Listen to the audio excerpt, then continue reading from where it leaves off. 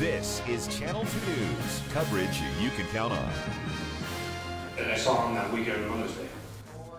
The Jeremiah Bean murder trial is winding down, and after one day of testimony, the defense has rested. Continuing coverage of the trial tops Channel 2 News at 5 o'clock. Crime Beat again is our lead story. Good evening, everyone. I'm Wendy Damonte. Kristen is off tonight. Thank you for joining us. Well, Bean has already admitted to killing 4 people in Fernley and another near Mustang in May of 2013.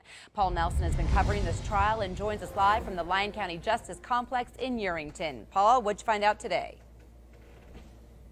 Well, Wendy, some of today's testimony focused on the man that Jeremiah Bean was staying with, and that house is in the same Fernley neighborhood as some of those four murders that happened in Fernley. Other witnesses say they actually saw Bean the weekend of the crimes.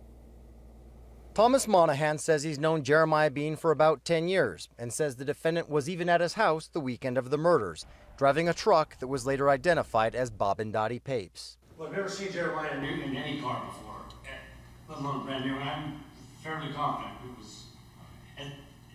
it seemed like it was a brand new truck. Bean had been staying at Patrick Brady's house when the crimes happened. Brady says he tried to get rid of evidence when he learned of the murders. Jeremiah comes into your room Monday morning, right? Yes. Tells you he killed somebody? Yes. Okay. That Monday morning, do you take his clothes out to diversion dam and dispose of it? Yes. Brady testified that he gave investigators false information about where he dumped the clothing and went to put them in another area several days later. I don't know what I was doing.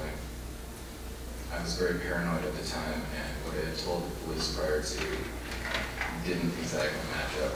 Brady says he got stuck on a sandy road near Fallon and ran out of gas. That's when he called his girlfriend at the time to bring a shovel and gas to get him out. Then after I asked him, well, why are you out here? He said he was looking to dispose of Jeremiah's stuff. Okay. Go ahead and just take your time. Take your time. Van Reed was eventually interviewed by investigators about Brady's alleged involvement in covering up evidence. He wasn't happy with it. So he got mad at you because the interview was recorded? Yeah, and also because I also had mentioned that it had been either diversion or the Carson River. He didn't want me to mention that at all. Now, one witness refused to testify today, trying to invoke his Fifth Amendment rights. Of course, that only applies if his testimony could incriminate him, and since that really didn't apply here, he was held in contempt. Regardless, the defense rested about an hour ago.